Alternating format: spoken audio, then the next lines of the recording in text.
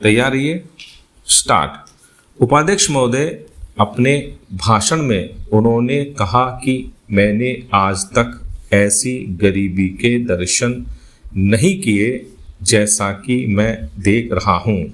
ऐसी गरीबी जब हम स्वतंत्र नहीं थे तब अवश्य देखने को मिलती थी, लेकिन स्वतंत्रता के पश्चात मैं पहली बार ऐसी गरीबी देश के किसी भाग में देख रहा हूँ।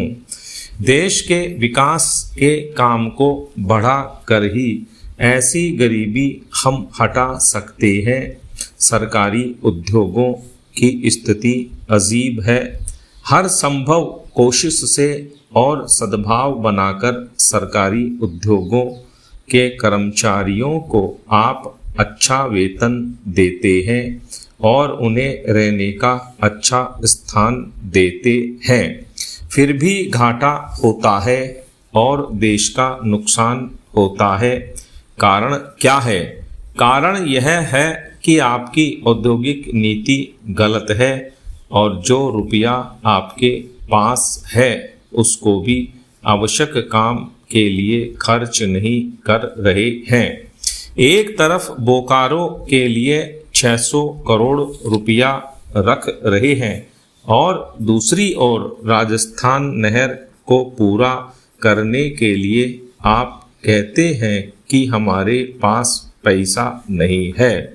एक और महाराष्ट्र के अंदर आप नई चीनी मिलें खोल रहे हैं और दूसरी ओर उत्तर प्रदेश और बिहार के अंदर कारखाने बंद हो रहे हैं या जो उनकी क्षमता है उस पर पूरे तौर पर काम नहीं कर रहे हैं। यह कोई औद्योगिक नीति नहीं है। पैरा, इसलिए यह कहना ठीक नहीं है कि हमारी औद्योगिक नीति सफल हुई है। मंत्री महोदय कहते हैं कि वे सिंचाई के लिए एक सिंचाई आयोग बनाएंगे। अच्छी बात है, मगर सिंचाई की क्या हालत है हमारे देश के अंदर, यह भी तो देखिए। जिस समय हमारे देश में कोसी बांध का काम शुरू हुआ था उस समय पाकिस्तान ने एक बांध पूरा कर लिया था। वहाँ उससे सिंचाई हो रही है और हमारे यहाँ इसका काम आधा भी नहीं हुआ है। राजस्थान नहर शुरू हुए कितने वर्ष हो गए हैं परंतु अभी भी वह बनी नहीं। हमारे यहाँ कोई ठीक तौर तरीका नहीं है। मंत्रियों और सांसदों के मकानों के लिए करोड़ों रुपए निकल सकते हैं, मगर देश के उद्योग के लिए, देश के किसान और मजदूर के लिए जो रुपया चाहिए वह नहीं मिल सकता।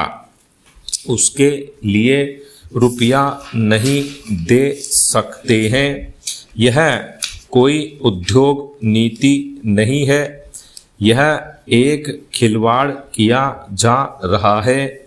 मैं कल सदन को बतला रहा था कि कुछ सड़कें विश्व बैंक की सहायता से बनने वाली थीं। स्टॉप।